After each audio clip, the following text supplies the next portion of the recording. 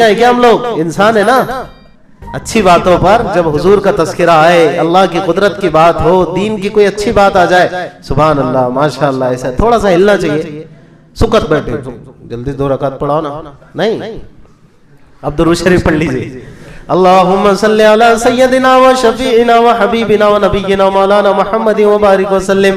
آخری بات سن لو میرے دوستو، جب اللہ رب العزت نے ایسا پیارا نبی ہم کو عطا فرمایا ہے جن کا چہرے انور چاند سے زیادہ حسین، تو ان کی سنتوں اور سیرت کا کیا عالم ہوگا؟ اے نوجوان، تو کس کے پیچھے جا رہا ہے؟ ان خنزیر کھانے والوں کے پیچھے بھاگتا ہے اور کتے کھانے والوں کے پیچھے بھاگتا ہے۔ کیا کر رہی ہے دنیا؟ ننگے لوگ، ان کی پرسنل لائف اگر آپ دیکھو گے نا، گھن آئے گی آپ کو۔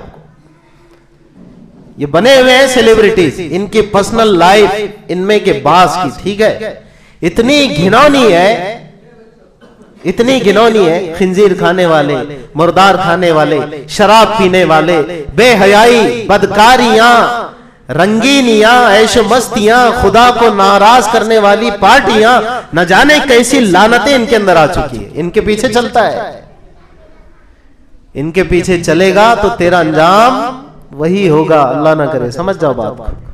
اور میرے سرکار کے پیچھے چلے گا تو پھر کیا تیرا حال ہوگا؟ ارے جنت ہی نہیں میرے دوست، لوح قلم تیرے ہیں کہ محمد سے وفا تو نے تو ہم تیرے ہیں، یہ جہاں چیز ہے کیا لوح قلم تیرے ہیں۔ ایک بار ہو تو جاؤ محمدی مسجد میں عزم کرتے ہیں انشاءاللہ کہ پکے محمدی ہو جائیں گے انشاءاللہ۔ نوجوانوں، سنتوں کے مطابق زندگی گزارو، سرکار کے طریقے پر ڈھل جاؤ، اپنی شب و روز، جینا مرنا سب کچھ محمدی کر لو، پھر دیکھو تمہارے حق میں کیسے فیصلے ہوتے ہیں۔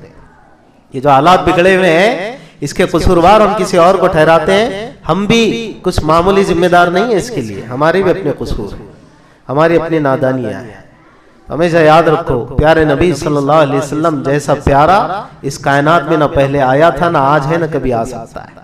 پیارے کے پیچھے چلو تو تم بھی اللہ کے پیارے بن جاؤ گے۔ دیکھو، اس پیارے کے پیچھے چلو گے تو اس پیارے کے پیارے بن جاؤ گے، اور اس پیارے کے پیارے جب بن جاؤ گے نا تو اللہ کے پیارے بن جاؤ گے۔